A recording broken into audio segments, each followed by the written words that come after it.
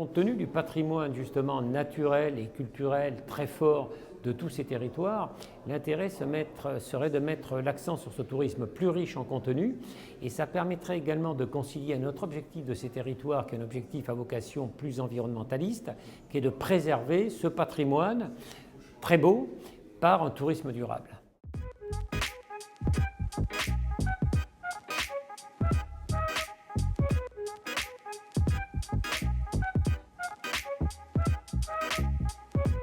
Oui, c'est évident que le secteur est indispensable, puisque ce sont des territoires éloignés, voire très éloignés de la métropole, donc il y a un enjeu de souveraineté nationale, parce qu'il faut maintenir un lien économique et social fort avec la métropole. Il y a des enjeux de développement économique, développement touristique, et donc pour une population ultramarine, le transport aérien, c'est un outil absolument indispensable. Ça n'est pas du luxe, ce n'est pas du superflu, c'est un produit de première nécessité et doit être traité comme tel.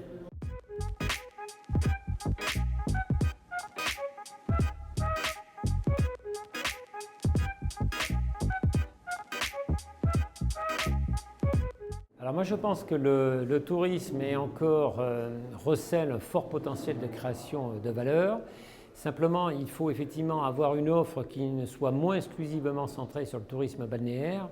Et je pense qu'il y a une tendance de fond aujourd'hui dans le tourisme mondial, qui est un tourisme plus riche en contenu, un tourisme dit durable. Et je pense que compte tenu du patrimoine justement naturel et culturel très fort de tous ces territoires, l'intérêt serait de mettre l'accent sur ce tourisme plus riche en contenu, et ça permettrait également de concilier un autre objectif de ces territoires, qui est un objectif à vocation plus environnementaliste, qui est de préserver ce patrimoine très beau par un tourisme durable.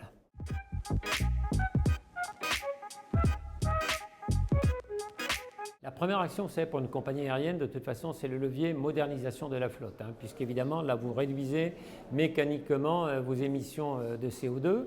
C'est pour ça que nous travaillons ensemble avec les constructeurs, avec les motoristes, parce que le levier innovation technique et recherche-développement est très important. Nous appelons de nos voeux d'ailleurs des mécanismes d'incitation fiscale qui nous aideraient à accélérer ce programme de renouvellement de nos flottes.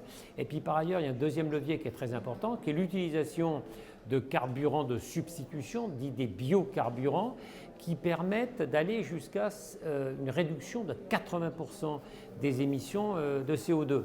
Donc dès cette année 2022, les compagnies aériennes françaises ont l'obligation d'utiliser 1%, et puis ensuite ça va aller crescendo. Seul problème pour ces biocarburants, c'est qu'il faut développer, et ça c'est aussi le rôle de l'État, une véritable filière française qui n'existe pas aujourd'hui de production et d'approvisionnement de ces carburants. Et puis là aussi, il y a un sujet de mécanisme d'incitation fiscale, puisque malgré tout, ces biocarburants sont 4 à 8 fois plus chers que les carburants fossiles actuels que les compagnies utilisent.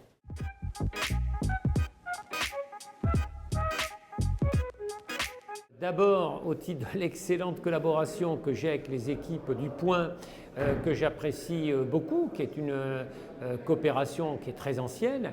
Et puis deuxièmement, Corsair, vous savez, veut être la compagnie d'outre-mer. Corsair est depuis plus de 30 ans sur la desserte des outre-mer, qui représente d'ailleurs au passage plus de 2/3 de notre chiffre d'affaires. Donc on est un peu la compagnie de référence des outre-mer.